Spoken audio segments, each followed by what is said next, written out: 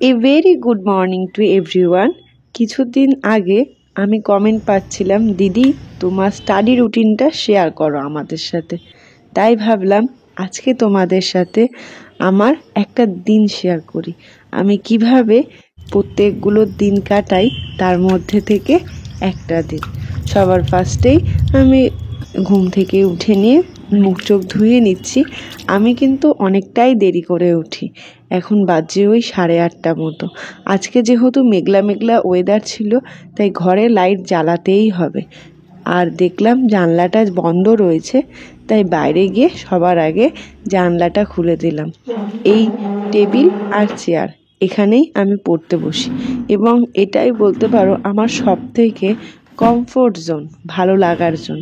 কারণ এর সামনে থাকে ইন্ডিয়ান রেলওয়ের সিম্বল, আর পেছন দিকে তাকালে থাকে কিছু মোটিভেশনাল কথা। এই যে দেখতে পাচ্ছ, 9:03 হয়ে গেছে। সব কিছু করে নিয়ে রেডি হয়ে বসতে বসতেই মায়ের সাথে চলছিল একটু গল্প। সকালবেলা উঠে মায়ের ভালোবাসা আমার পেতেই লাগে, নইলে আমার দিনটা অসম্পূর্ণ থাকে। এটা হচ্ছে মা আর মেয়ের একটা সুন্দর মুহূর্তের ক্লিপ। তারপর শুরু করলাম আমার পড়া, যেখানে আমি প্রত্যেক দিন নিজে যেটা হতে চাই অ্যাজ এ অ্যাফরমেশন হিসাবে নিজেকে লিখি। Oni, you are employ of Indian railway, you do your best and do not regret for today. তারপরে আমাদের অ্যাকোয়ারিয়ামে আমার যে ডেলি রুটিন থাকে সেটাকে আমি ফলো করার চেষ্টা করি, এবং আমি নিজেকে বলেছিলাম যে গ্রুপ ডিতে সিলেকশন আমার হবেই, তার গ্যারেন্টিটা আমার। দেখতে পাচ্ছ, এটা 1 ফেব্রুয়ারি দেওয়া, যখন আমার সব এক্সামই মোটামুটি হয়ে গেছে তারপরে, এবং আমি এই স্লট ধরেই পড়াশোনা করতাম। তারপরে আমাদের ঘুম থেকে উঠে রানিং টাইমও ছিল, কিন্তু সেটা আমি কিছুদিন ধরে স্কিপ করছি, এবং সব থেকে এখন যে প্রথম স্লটটা রয়েছে সেটাকেই আমরা ফলো করব। আমার এরকম একটা ডায়েরি রয়েছে, যেটা তোমরা দেখেছো ইন্ডিয়ান রেলওয়ের বাবা আর কি অফিস থেকে এনে দিয়েছিল। আমি সেখানে প্রত্যেক দিন লিখতাম যে আজকে আমি সত্যি পড়েছি না ফাঁকি দিয়েছি, যদি পড়ে থাকি তার পরিমাণ কতটা, এবং যদি ফাঁকি দিয়ে থাকি তার পরিমাণ কতটা। এইটা লিখতে লিখতে তোমরাও বুঝতে পারবে যে নিজের ড্রিমটাকে, নিজের লক্ষ্যটার দিকে তুমি কতটা কাজ করছো, সেটা তোমার অটোমেটিক ফিল হবে। এবং আজকের দিনে আমি কি করব সেটাও আমি লিখছি। আজকে হলো 30/5/2025, আর যখন আমি তোমাদের সাথে এই ভিডিওতে কথা বলছি তার ডেট হচ্ছে 6/6/2025। মাঝখানে অনেকগুলো দিনই তোমাদের সাথে ভিডিও শেয়ার করা হয়নি, একটু নিজের মন মেজাজ প্লাস কিছু এক্সামের চাপ ছিল, তার জন্য। আমি চেষ্টা করব তোমাদের সাথে রেগুলার ভিডিও শেয়ার করা, এবং আমি আজকের দিনে কি কি ফলো করব সেটাও লিখে নিয়েছি। এখন বাজে ওই 9:19 মতো। টেবিলে আমাদের যে সায়েন্সের বইটা রয়েছে এনসিইআরটি, সেটাকে নিয়ে এসেছি, কারণ সেখান থেকে আজকে ভেবেছি অ্যাসিড বেস অ্যান্ড সল্ট এই চ্যাপ্টারটা রিভাইজ করব।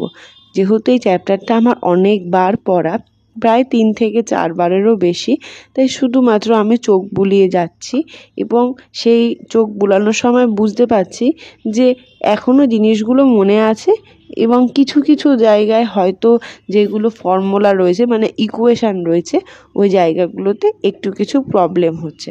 যে জায়গাগুলোর প্রবলেম হচ্ছিলো সে জায়গাগুলো আমি লিখে লিখে আবার নিজেকে মনে করানোর চেষ্টা করছিলাম। বাজে এখন 11:30, এবং এর থেকে বেশি আমি পড়তে পারি না। আমার টাইমের যে স্লট এখানেই শেষ হলো। মা এখানে রান্না করছিল আর মাছ ভাজছিল এই কড়াইতে, বলল একটু আমাকে জিরেটা বেটে দে, আমি সেটাই বাটছিলাম।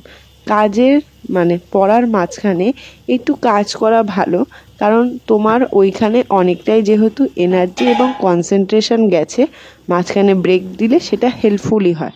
বাজে এখন 12:17 মতো। জল বিস্কুট খেয়ে আমি আবার রেডি হয়ে নিলাম আমার নেক্সট স্লটের জন্য। মাঝখানে একেবারে যে একটু ফোন চালাতেই হবে, কারণ এটা থেকেও একটু আর কি ওই এনার্জি পাওয়া যায়। আজকে দেখছিলাম লোকো পাইলটের যে ডার্ক রিয়েলিটি, এবং সেটা দেখতে গিয়েই আমার একটু মন মেজাজ সবটাই বলতে পারো খারাপ হয়ে গেছে। এখনের সময় বাজছে 1:22। মা সমস্ত জামা কাপড়গুলো ধুয়েছিল, সেগুলো সুন্দর করে ভাঁজ করে রাখছে। পড়তে বসলেই দেখবে আমাদের স্টুডেন্টের মধ্যে যেটা হয়, বিভিন্ন ধরনের চিন্তা। এটা হলে কি হবে, ওটা হলে কি হবে, ওটা হলে আমি কি করব, এটা হলে আমি কিভাবে সামলাবো। আমিও তার ব্যতিক্রম নই বাবু, তার মধ্যে থেকেই একজন। এতক্ষণ বসে বসে অনেক ভাবনা চিন্তা করে এখন একটু মনটা ভালো লাগছে প্রবাসে ঘরকন্নার ব্লগ দেখে। একটা জিনিসই ফিল হলো, আমরা যে জিনিসগুলো অতি সহজেই দেখতে পারি সেটা কিন্তু বাস্তবে হয় না। প্রত্যেকের লাইফেই স্ট্রাগল থাকে, আর প্রত্যেকের জীবনেই ফ্রাস্ট্রেশন থাকে, প্রত্যেকের জীবনেই দুঃখ থাকে। সব কিছুকে নিয়েই হাসি মুখে কাটাতে হবে, অ্যাজ এ স্টুডেন্ট হিসাবেও আর অ্যাজ এ এমপ্লয় হিসাবেও। স্লট ছিল এখানে ম্যাথের 11টা থেকে 1টা অবধি, সেটা তো মেকআপ করা হলো না। এখনই ভাবছি তাই ম্যাথটা বসে বসে প্র্যাকটিস করব। যখন মন মেজাজ একদম খারাপ হয়ে যায় তখন আমি নয় ম্যাথ করি, নয় রিজনিং করি। একটু ওখানে যেহেতু বেশি নাম্বার পাওয়া যায় তাই মনটা একটু হ্যাপি হয়ে যায়। এই মনটাকে ধরে রাখা কিন্তু আমার মনে হয় সব থেকে কঠিন কাজ। আমার ক্ষেত্রে তো সববার আগে আমার কিছু হলেই যেন মনটা একটু খারাপ হয়ে যায়, আর সেই মনটাকে ভালো করাটা খুব ডিফিকাল্ট হয়ে যায় আমার নিজের ক্ষেত্রেও। ঠিক যেমন কথা তেমন কাজ। বসে পড়লাম এখন ম্যাথের চ্যাপ্টারটা প্র্যাকটিস করতে। আমি যেটা রুটিনে লিখে রেখেছিলাম ডায়েরিতে, ওটাই এখন ধরে ধরে প্র্যাকটিস করছিলাম। ফার্স্টে অ্যালজেব্রার ফর্মুলাগুলো আর অ্যাভারেজের ফর্মুলাগুলো ভালো করে লিখে নিলাম, কারণ ওইখান থেকে যেটা a+b+c তার যেগুলো ফর্মুলাগুলো থাকে ওইগুলো আমার একটু মাঝে মাঝে গুলিয়ে যায়। তারপরে আস্তে আস্তে প্র্যাকটিস করলাম। বাজে ওই 3:45 মতো। সব ইন্টারেস্ট এনার্জি সব আস্তে আস্তে লো লেভেলের দিকে যাচ্ছে। অনেকে জিজ্ঞাসা করেছে আমি আমার অবসর টাইমে কি করি, সেটাও ভাবলাম তোমাদের সাথে শেয়ার করি। চলে এসেছি, আমার যখনই একদম মন কিছুতেই লাগছে না বা একটুও ভালো লাগছে না, তখনই আমি এই পদ্ম গাছগুলোকে দেখতে চলে আসি। আর আমার পদ্ম ফুল ভীষণই পছন্দের। দেখো এটা কালকেই ফুটবে, আর এটা কড়ি অবস্থাতে রয়েছে। এখানটাতে অনেকগুলো পদ্ম গাছ লাগানো রয়েছে, এদেরকেই আমি দেখে দেখে সময় কাটাই। আবার এইখানে একটা আমার খুব পছন্দের বোগেনভিলিয়া মা লাগিয়েছে, এই গাছটাকেও দেখি, ব্যাস আমার মনটা ভালো হয়ে যায়। এরাই আমার অবসর সময়ের একমাত্র সাহারা, যারা আমার মনটাকে ভালো করতে অনেকটাই বেশি হেল্প করে। বাবা এখন নিজের জামাগুলো করছে ইস্ত্রি। এই যে মা রেডি হয়ে গেছে, বলছে কাঁচাপাড়া নিয়ে যেতে হবে। আর আমারও যেহেতু মনটা আজকে ভালো নেই, তাই ভাবলাম আমিও কাঁচাপাড়ায় চলে যাব। আজকে মার্কেটে গিয়ে দেখি বাবা জামাই ষষ্ঠীর কি ভিড় কেনাকাটার। বাড়ি আস্তে আস্তে বেজে গেছিল 8টা। আমি ফ্রেশ ট্রেশ হয়ে নিয়ে এখন আবার যাচ্ছি স্টাডি রুমে।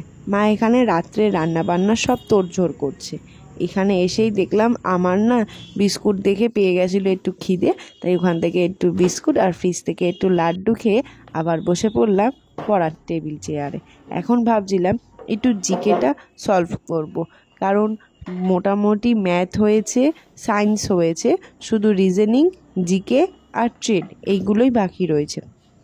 বসে বসে তাই সায়েন্সের কোশ্চেনগুলোই পড়াশোনা করছিলাম, এবং যেখানে যেখানে আমার ভুল হয় বা আমি ভুলে যেতে পারি সেগুলো আমি বারবার করে লিখে লিখে পড়ি। এবং আমার পাশে দেখতে পাচ্ছ একটা ক্যালেন্ডার, চলো তাহলে যাওয়া যায়। আমার এটা 2024 সালের জুন মাসের ক্যালেন্ডার, এটা মে মাসের। এবং তোমাদেরকে আমি যে বলেছিলাম আমি কোন দিন কিভাবে কতটা পড়াশোনা করি সেটা কিন্তু এই ক্যালেন্ডারে নোট ডাউন করা থাকে। বাজে এখন রাত্রি 9:16। মা এখন ভাত, মাছের ঝোল আর আমাদের গাছের লেবু সব কিছুতে মাখিয়ে আমাকে ভাত খাইয়ে দিচ্ছে। এরপর পালা আসে একটু সৌরভের সাথে কথা বলার। খেয়ে নিয়েই এই কিছুক্ষণ সৌরভের সাথে কথা বলছিলাম, আর তার মাঝখানেও কিন্তু আমার হাত চলতেই থাকে। কিসের দিকে বলো তো? সেটা হচ্ছে কিছু কিছু ছোট ছোট আঁকিবুকির দিকে। রিসেন্ট আলপনার একটা খুব ন্যাক উঠেছে, ভালোও লাগে। মাঝে মাঝে যখন একটু কনসেন্ট্রেশনটা লো হচ্ছে, একটু আঁকিবুকি করে নিই খাতায়, তারপরে আবার ব্যাক টু ওয়ার্ক। এখন বসে বসে করছিলাম রিজনিং প্র্যাকটিস, কারণ এটাই ছিল না লাস্ট স্লট, ওটাকেই ভালো করে প্র্যাকটিস করছিলাম যে ইউথের যে বইটা আছে ওখান থেকে। এখন বাজছে ওই 11টার মতো, এবং আমার এখন পালা হচ্ছে বুদ্ধ সিরিয়াল দেখা, কারণ এই বুদ্ধ সিরিয়ালই আমাকে শান্ত করতে হেল্প করে এবং এটা দেখে আমি মনের খুব শান্তি পাই। চলো আজকের মতো এইটুকুনি।